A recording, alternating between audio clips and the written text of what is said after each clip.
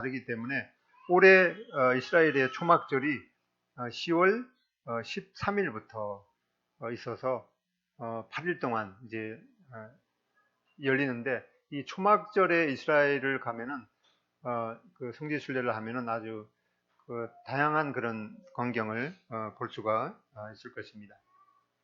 그래서 이 초막절은 방금 읽었듯이 레위기 23장 33절부터 있는데, 그 주보에 있는 것처럼 이 초막절에 구체적으로 어떤 그 제사를 하나님 앞에 드릴 것인가에 대해서는 이 민수기 29장에 나와 있습니다. 그럼 각자 읽어 보시면 좋겠습니다. 근데 이 초막절에 대해서 명칭이 여러 가지 있습니다. 우리나라도 뭐 추석이라는 말도 있고, 또 한가위도 있고, 또 뭐 다른 거 있습니까? 네? 중추절도 있고, 이게 세 가지 종류가 다른 그 명칭이 있는데, 이 초막절에 대한 그 명칭도 여러 가지가 있습니다. 신명기 16장 13절에 보면은 너희 타작마당과 포도주 들에 소출을 거두어 드린 후에, 이게 거두어 드린다는 말을 한자로 하면은 추수해서 저장한다는 뜻이죠. 그래서 수장한 후에 이래 동안 7일 동안 이 초막절을 지킬 것이요, 이렇게 해서 이 수장한다는 말을 말해서 이 초막절을 다른 말로 이 수장절이란 말은 추수해서 저장한다. 그래서 추수한 것에 대해서 하나님 앞에 감사드린다. 그런 의미로 초막절을 다른 말로 이제 수장절이라고 합니다. 그리고 이 초막절은 이제 그 초막을 지어서 거기에서 이제 8일 동안 그 안에서 이제 7일 동안 거하다가 8일 날에는 8번째 날에는 성전에 모이는 그런 것이기 때문에 장막절이라고도 합니다. 그래서 초막절, 수장절, 장막절, 이러한 다양한 명칭들이 있습니다. 그래서 이 여호와의 절기 중에 7번째 절기이기 때문에 이 마지막 그 절기에 속하고 있습니다. 그리고 이 소출을 거두어 드린 것에 대해서 하나님 앞에 감사하는 그런 의미가 있습니다. 그리고 한 해 동안 하나님께서 인도하심에 대해서 감사하는, 그리고 그렇기 때문에 행복하고 즐거운 절기입니다.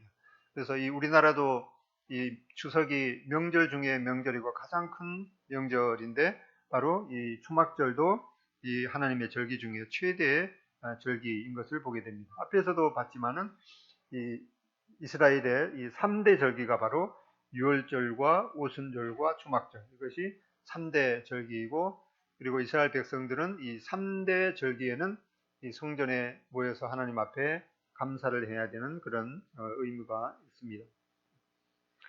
언제 이 초막절을 지키는가? 이 음력 7월 15일부터 일주일 갑니다. 그러니까 올해 달력으로 따지면은, 양력으로 따지면은 10월 13일부터 이제 7일 동안 초막에 거하고 8번째 날에 성전에 모여서 하나님 앞에 감사하는 그런 이 절기입니다.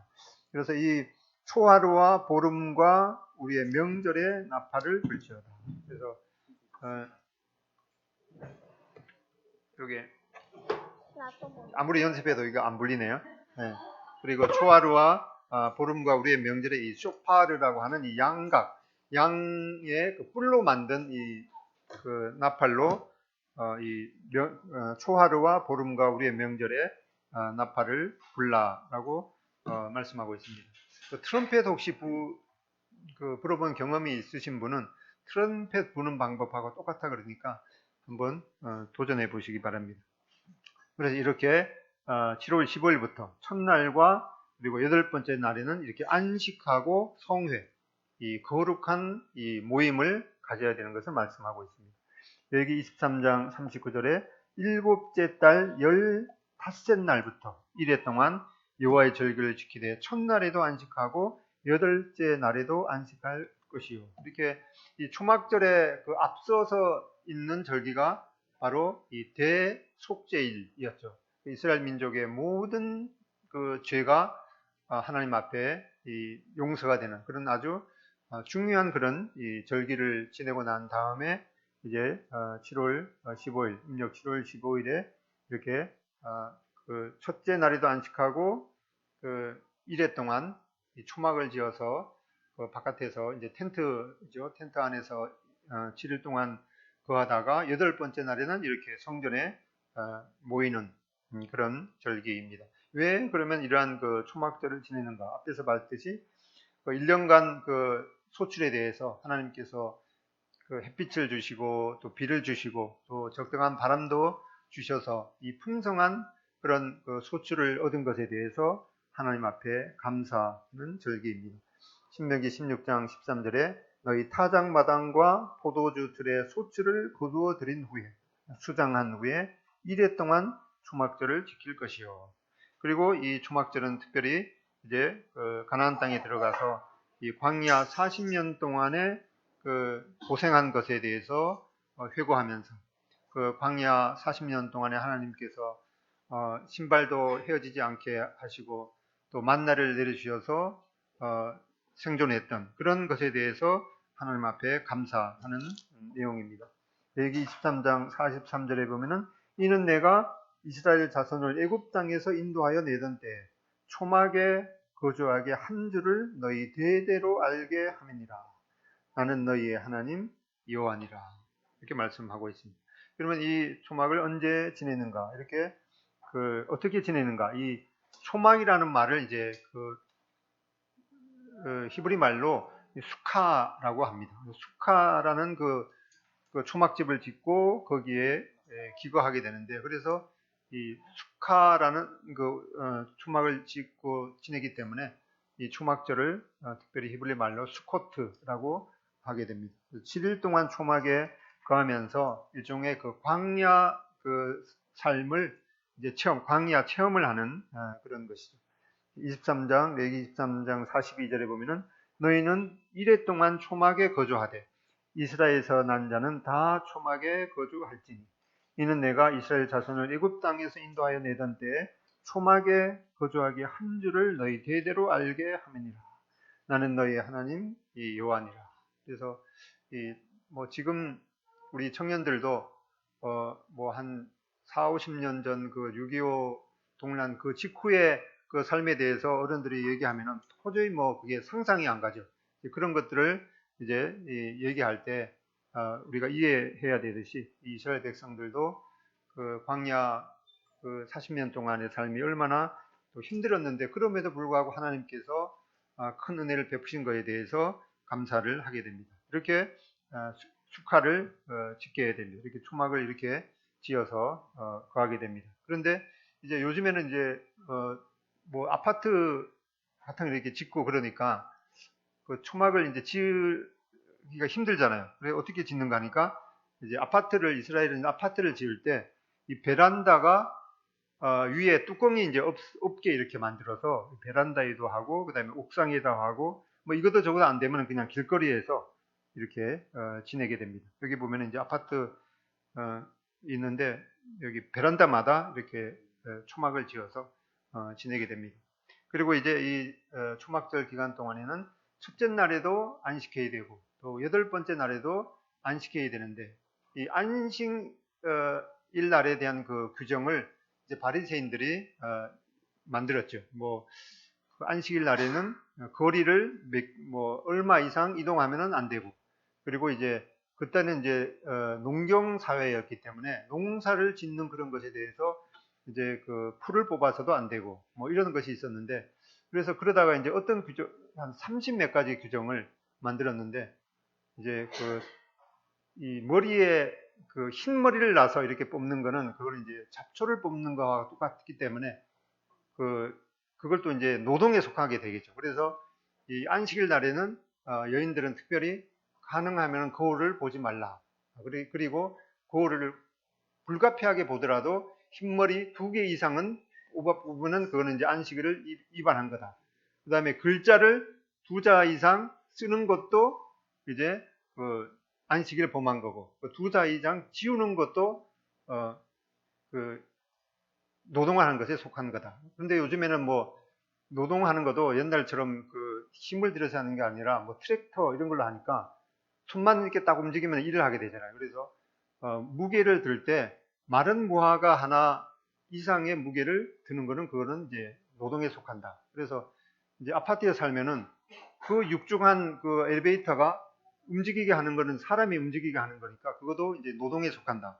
그래서 여기 보면 안식일 날에 쓰는 엘리베이터가 따로 있습니다. 안식일은 이제 세버스라고 하는데 세버스 리프트, 안식일 엘리베이터 뭐라고 하는 거니까 각 층마다 자동적으로 섭니다. 그러니까 사람이 이렇게 눌러서 하게 되면 이제 그 전통적인 유대인들은 이제 이 안식일을 철저하게 지키기 때문에 그 버튼을 누르게 되면은 그 육중한 그 엘리베이터가 올라가기 때문에 이제 안식일 날에는 자동적으로 한 30층 아파트 같은 경우에는 각 층마다 이제 서는 거죠.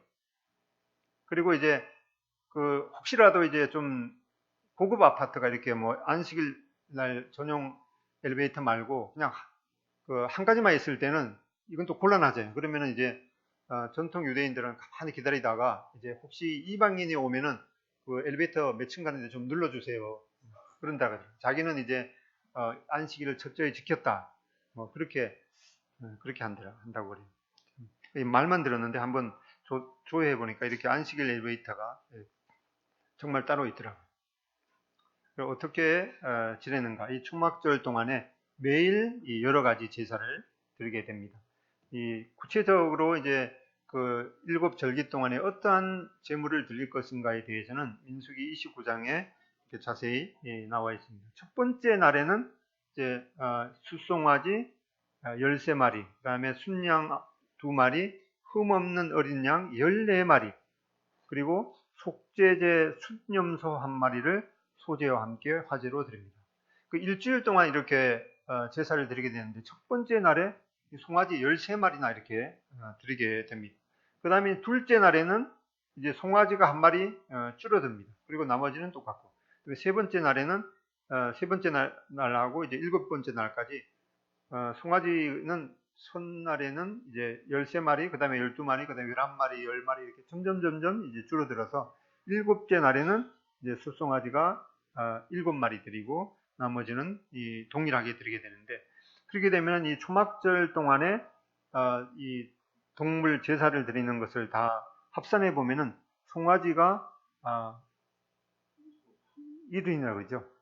70마리, 70마리, 순양이 14마리, 어린 양이 98마리, 그 다음에 염소가 7마리, 그리고 소재물, 전재물, 이렇게 이 초막절 동안에 아주 막대한 그런 이 동물들이 희생 제물로 드려지게 되는데,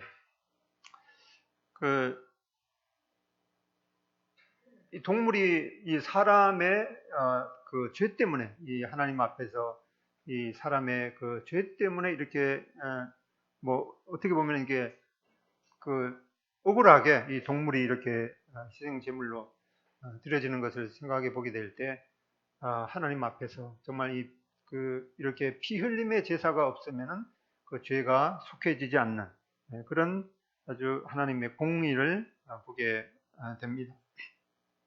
특별히 이렇게 7일 동안 이 70마리의 숫송아지와 14마리의 순양 등을 화제로 드리게 됩니다. 여기 이제 뭐 수학 계산식처럼 이렇게 됐는데 이해하기 쉽게 첫 번째 날에는 13마리, 두 번째 날에는 12마리, 세 번째 날에는 11마리, 네 번째 날에는 10마리, 다섯 번째 날은 9마리, 여섯 번째 날에는 8마리, 일곱 번째 날에는 8마리, 이렇게 해서 총 70마리의 숫송아지가 드려지게 되는데, 이건 70이라는 숫자는 이제 특별히 창세기 10장에 보면은 세계 모든 열방을 포함할 때 이 70개 열방을 포함하기 때문에 특별히 이 초막절에 드려지는 이 70마리의 숫송아지는 온 세상을 위한 그런 제사의 의미도 가지고 있는 것을 보게 됩니다.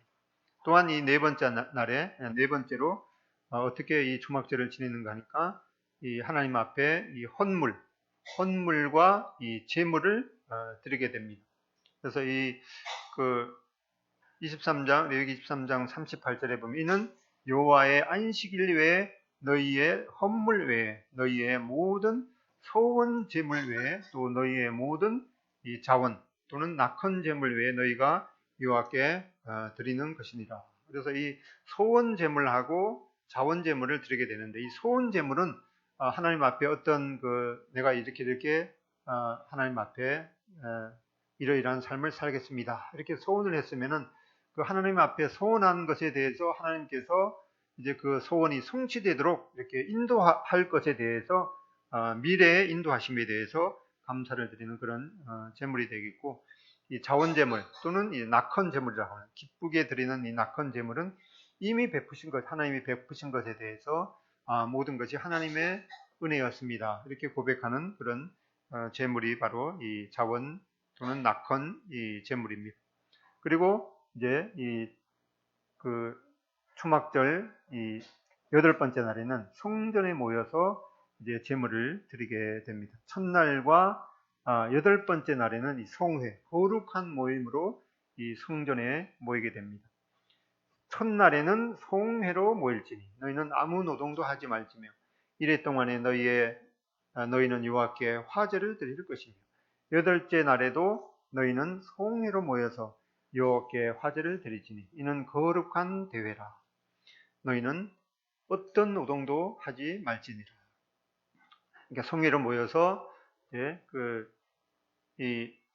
그냥 제물만 드리는 것이 아니라 매 7번째 안식년의 해에는 이 초막절 첫날에 이 율법책을 특별히 낭독하게 되는 것을 신명기 31장에 보게 됩니다. 또한 특별히 이제 그 4가지 식물을 취해서 하나님 앞에 기념하게 됩니다. 금방 읽었듯이 레위기 23장 40절에 보면은 첫날에는 너희가 아름다운 나무실과 그 다음에 종려나무가지, 그 다음에 무성한 나무가지, 그 다음에 시내버들 이 4가지 식물을 취해서 하나님 앞에 그걸 이제 흔들면서 감사하는 그런 이 절기입니다. 이걸 이제 4종이라는 말을 해서 아르바미님이라고 한다고 그럽니다. 그래서 우리나라 그 추석이 되면은 특별히 밤이라든가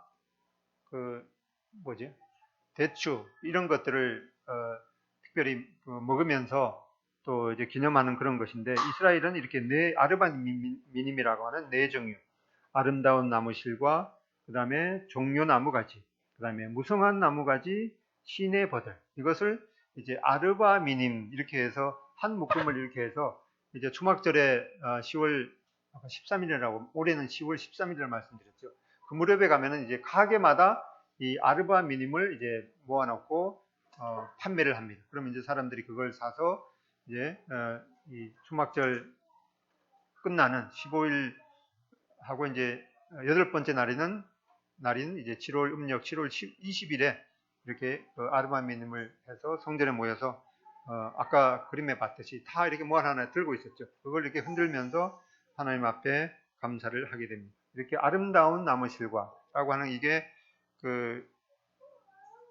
에트로그라고 하는 그 열매인데 그 열매를 주로 사용한다고. 아름다운 나무실과 그다음에 무성한 가지, 그다음에 이 종려나무 가지, 시내버들 이것을 이제 하게 되는데, 이 아르바미님이라고 하는 말이 그냥 4종이라는 뜻이라고 해요. 그걸 묶어서 초막절에 이 판매를 하게 됩니다. 시내버들이라는 것은 특별히 이제 시내버들이 이제 시내가에 심은 그 버들나무처럼 쉼과 물이 있는 시내를 생각하게 합니다. 광야의 그 뜨거운 사막 가운데 있으면서 하나님께서 우리의 인생 가운데 이렇게 시내버들가로 인도하실 그런 하나님을 기억하고 감사하는.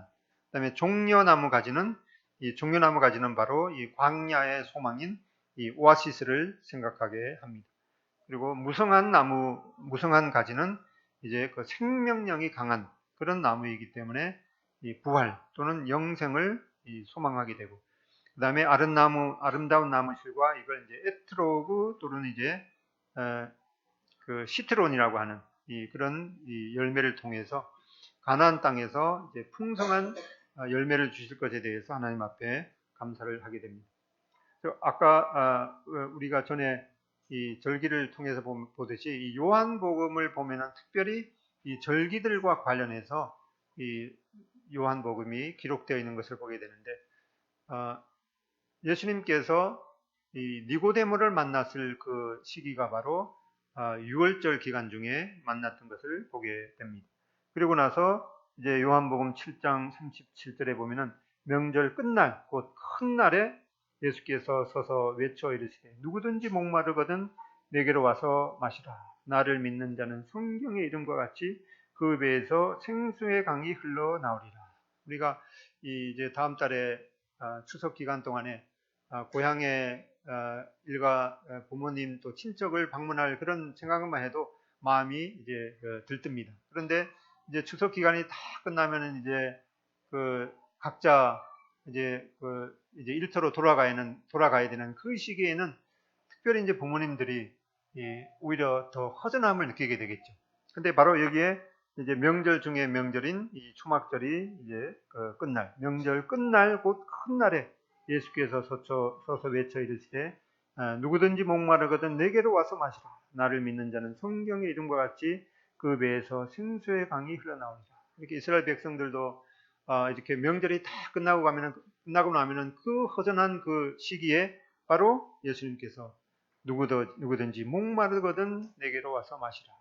나를 믿는 자는 성경의 이름과 같이 그 배에서 생수의 강이 흘러나리라. 이렇게 말씀하고 있습니다. 바로 주님께서 이 초막절 마지막 그 절정에 허전한 그런 시기에 주님께서 바로 내가 바로 이 초막절의 주인인 메시아다 이렇게 선언하고 있습니다. 또한 이제 요한복음 8장 12절에 보면은 초막절 기간 동안에는 이제 성전에 이 불을 계속해서 피워놓게 됩니다. 근데 이제 초막절이 다 끝나면은 성전에 있는 그 불도 이제 꺼지고 이제 성전도 이제 깜깜해지겠죠. 이 기간 동안에 이제 초막절 기간 동안 이 성전을 밝힌 그 불빛을 이제 생각하면서 그 성전의 초막절 기간 동안에 그 성전을 밝힌 그 불은 꺼지겠지만은 예수님께서는 바로 내가 세상의 빛이다 라고 선언하시는 것을 보게 됩니다. 그러면 이제 구약 성경에 이 초막절을 지킨 그 예가 두 번 나오게 되는데 열왕기상 8장하고 역대하 이 7장에 솔로몬이 성전을 짓고 하나님 앞에 봉헌할 때 이 초막절을 지켰던 것을 보게 됩니다. 열왕기상 8장 2절에 보면은 이스라엘 모든 사람이 다 에다니몰 곧 일곱째 달 절기에 솔로몬 왕에게 모이고, 그다음에 역대하 7장 8절로 10절에 보면은 그때 솔로몬이 7일 동안 절기를 지켰는데 바로 이 솔로몬이 그 성전을 봉헌하고 나서 바로 이렇게 7일 동안 이 초막절을 지킨 예를 보게 됩니다. 그래서 이 초막절의 원형은 바로 하나님께서 아직도 완성이 안 됐죠. 아직도 완성이 안 된 이 영적인 성전이 완성될 때야 비로소 이제 이 초막절의 그 예언적인 원형이 성취될 것을 기대하게 됩니다. 에베소서 2장 22절에 너희도 성령 안에서 하나님이 거하실 처소가 되기 위하여 그리스도 예수 안에서 함께 지어져 가느니라. 그 다음에 느헤미야 8장에 이 바벨론의 포로 기환 시에 이 초막절을 지킨 예를 보게 됩니다. 느헤미야 8장 14절에 보면은 율법에 기록된 바를 본즉 여호와께서 모세를 통하여 명하시기를 이스라엘 자손은 일곱째 달 절기에 초막에서 거할지니라 하였고 17절 사로잡혔다가 돌아온 회중이 다 초막을 짓고 그 안에서 거하니 눈의 아들 여호수아 때부터 그날까지 이스라엘 자손이 이같이 행한 일이 없었으므로 이에 크게 기뻐했다 이렇게 말씀하고 있는데 이 바벨론 이 포로 귀환 시에 이렇게 초막절을 지켰는데 이 초막절의 원형은 바로 이스라엘 백성들이 이제 이 고토로 귀환하게 되고 이제 지난번 절기를 살펴본 대로 이 대속죄일에 바로 그들이 하나님께서 계시하신 이 메시아를 십자가에 못 박은 그 죄를 회개하면서 이제 민족적인 그 회복이 올 때 바로 이 초막절의 원형이 예언적으로 성취될 것을 기대하게 됩니다. 이 초막절의 의미를 보면은 이 초막절은 7절기 중에 이제 마지막 번째 이 절기이기 때문에 큰 이 절기이죠. 바로 이 큰 날은 이 모든 만유 안에서 만유가 되실 이 영원 시대의 이 예표인 것을 보게 됩니다. 그래서 유대인들에게 약속된 이 언약이 온전히 성취되는 것은 바로 이 주님께서 재림하신 이후로 성취될 이 천년왕국을 기다리는 기쁨과 예표이고, 또 천년왕국 때 이 초막절이 예언적으로 지켜지게 됩니다. 그 다음에 이제 이 초막절은 이 가을 추수감사제의 성격을 지니고 있죠. 이 마지막 때 하나님께서는 이 알곡을 모아서 곡간에 드리고, 또 땅에 포도를 수확하시고, 이 진노의 이 하나님을 거역한 사람들에 대해서 이 진노의 포도주 틀을 밟게 될 것을 경고하고 있습니다. 그래서 우리 하나님의 교회는 이 환난 전에 휴거된 후에 이 천년왕국 때 주님과 함께 다스리게 되는 그런 소망을 가지고 있습니다. 신명기 16장 13절에 보면은 너희 타작마당과 포도주 틀에 소출을 거두어 들인 후에 이래 동안 초막절을 지킬 것이다.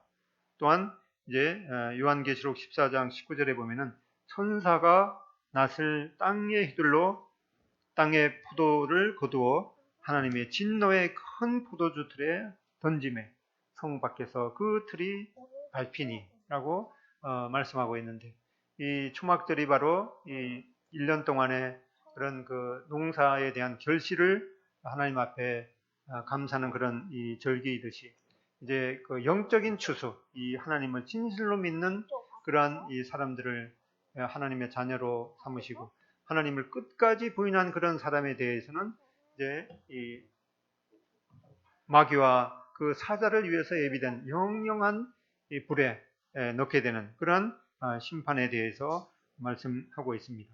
이렇게 이 천년왕국 때의 초막절의 그 실제적인 성취를 보게 됩니다.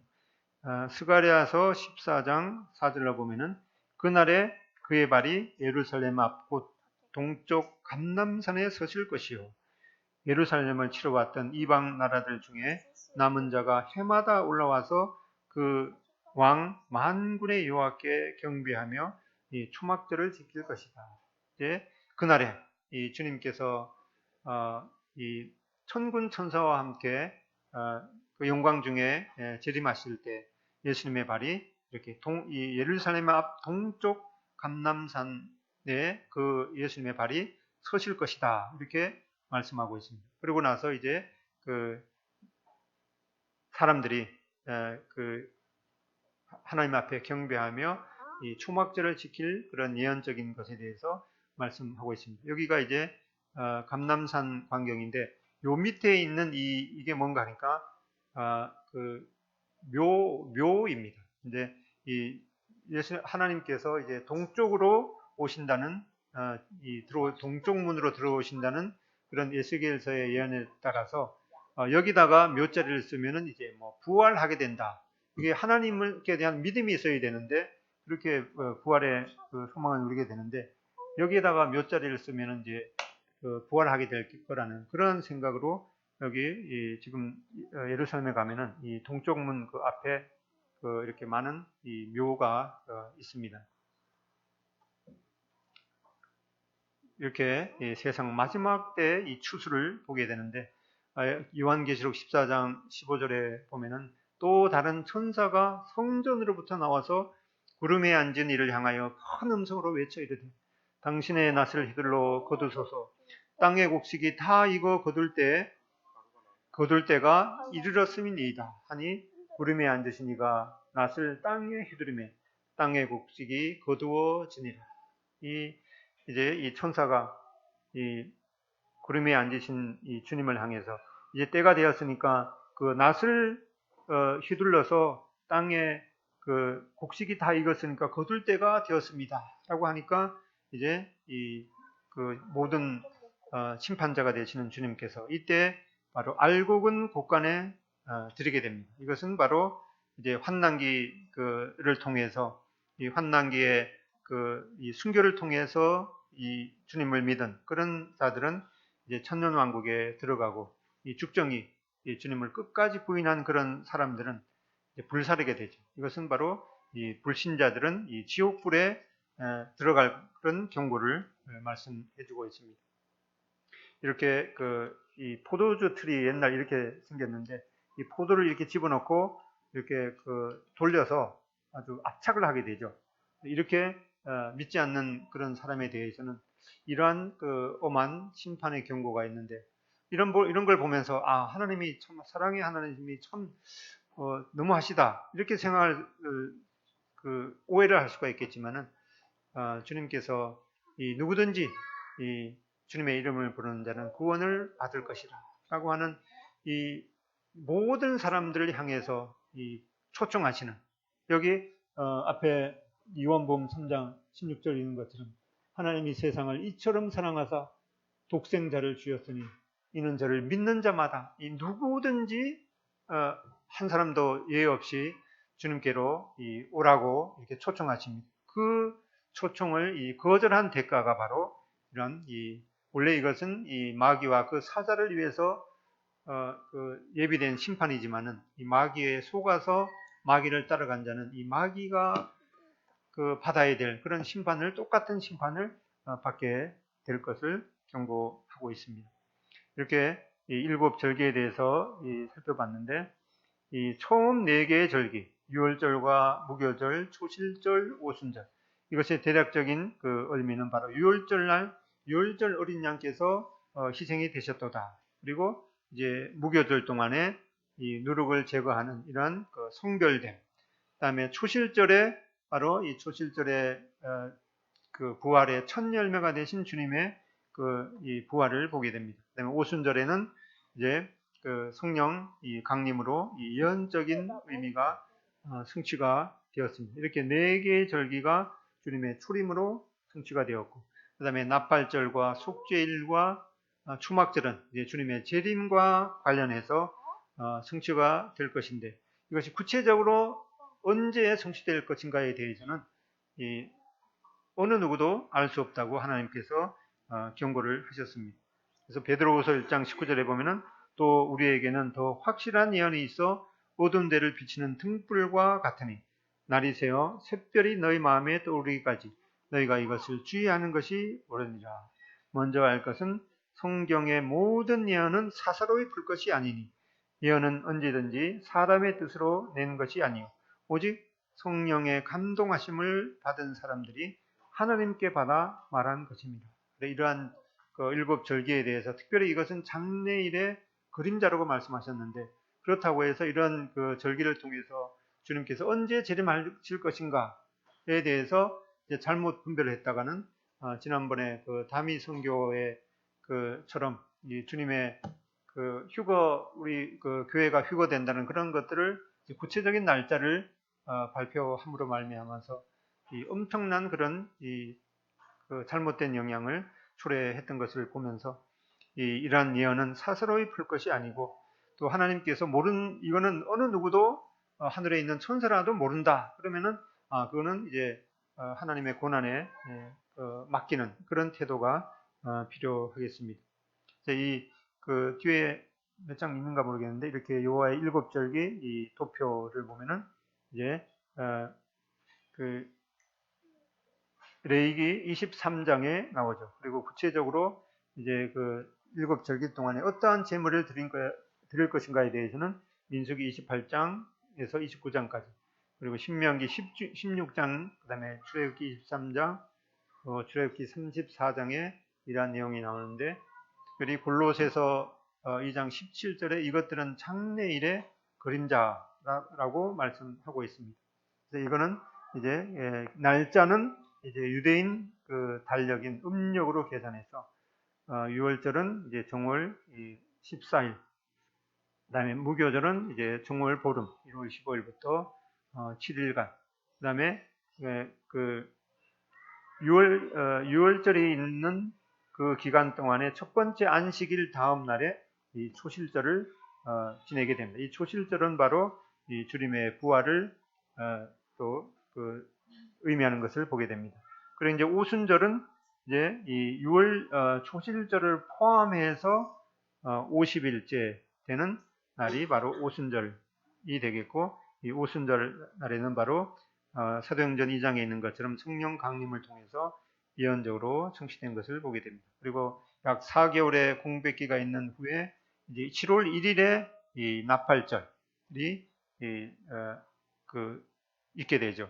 이때는 바로 이 나팔절 하루 종일 일정한 간격으로 부는 이 나팔 소리를 들으면서 이스라엘 백성들이 이제 모여야 되는 그런 것들의 의미인데, 여기에는 바로 이 교회에 대한 휴거가 암시되어 있는 것을 보게 됩니다. 그다음에 속죄일은 이제 7월 10일 바로 이 두 마리의 염소가 드려지게 되죠. 하나는 여호와를 위하고 하나는 이제 아사셀을 위하는데, 이 여호와를 위한 이 염소는 죽여서 그 피를 이제 속죄소에 뿌림으로 말미암아서 이 하나님 앞에서 사람의 이스라엘 백성들의 모든 속죄가 이루어지는 것이고, 그 다음에 다른 이 염소 아사셀을 위한 염소는 이 아사셀 염소의 머리에다가 이스라엘 백성의 이 모든 죄를 고하고 이제 안수하고 고해서 이 아사셀 염소에게 이스라엘 백성들의 모든 죄를 짊어지고 광야 무인지경에 가서 죄를 짊어지고 죽게 됩니다. 이것은 바로 이제 이스라엘 백성들의 모든 죄와 이 모든 죄악이 사해지듯이 이스라엘 백성들의 민족적인 회심을 보게 됩니다. 그 다음에 이제 7월 15일부터 일주일 동안 이 초막에 거하면서 이스라엘 백성들이 이 광야에서 이 광야 체험을 하는 것입니다. 근데 이 어린아이들은 뭐 자기 집이 그렇게 좋아도 하루 정도는 바깥에서 뭐 텐트 치고 자는 거 엄청 좋아하겠죠. 근데 거기에서 한 2, 3일만 지나다가 보면은 이제 얼마나 그게 초막에 거하는 것이 불편하고 그런 경험을 하게 되겠죠. 그러면서 이제는 이제 초막절 기간이 끝났을 때 이제는 더 이상 이런 힘든 초막 생활은 할 필요가 없이 하나님 앞에서 이렇게 좋은 거주지를 주신 것에 대해서 또 하나님 앞에 감사하게 될 것입니다. 그리고 이제 이 장례일에 관해서 이 다니엘서에 보게 되면은 이제 이 숫자가 나오게 되는데, 다니엘서 12장 7절에 보면 내가 들은즉 그 세마포 옷을 입고 강물 위쪽에 있는 자가 자기의 좌우 손을 들어 하늘을 향하여 영원히 살아계시는 이를 가리켜 맹사하여 이르시되 반드시 한때 두때 반때를 지나서 성도의 권세가 다 깨어지기까지이니 그렇게 되면 이 모든 일이 다 끝나리라 하더라. 매일 드리는 제사를 폐하며 멸망하게 할 가증한 것을 세울 때부터 1290일을 지낼 것이요 기다려서 1335일까지 이르는 그 사람은 복이 있으리라.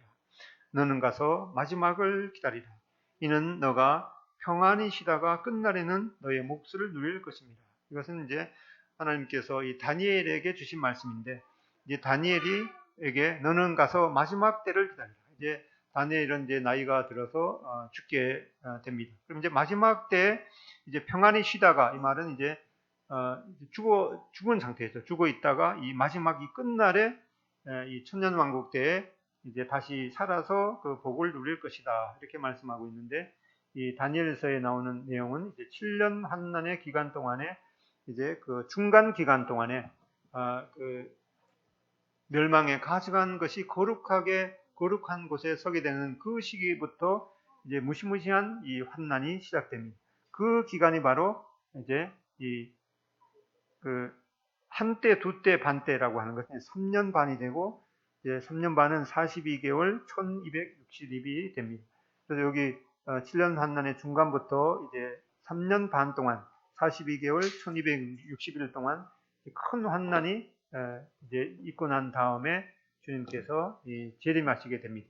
그러면 여기에 이제 1335일을 지난 후에 그 복을 누리게 될 것이다 라고 하는 것은 이제 이 7년 환난 끝나고 나서 75일 기간 동안에 이 성전에 대한 정화와 열방에 대한 심판을 하고 난 다음에 이제 주님의 이 땅에서의 천년 통치를 보게 됩니다.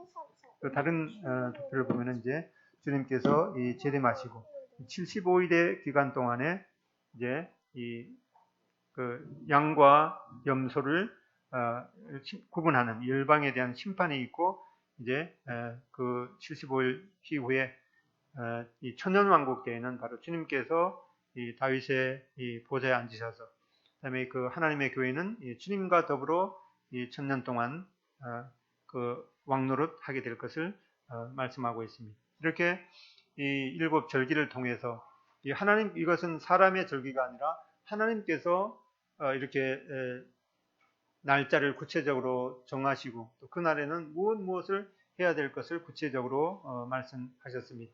그래서 이러한 것들은 장래일의 이 그림자로 이 레위기가 기록될 때가 바로 주전 약 1500년 전이죠.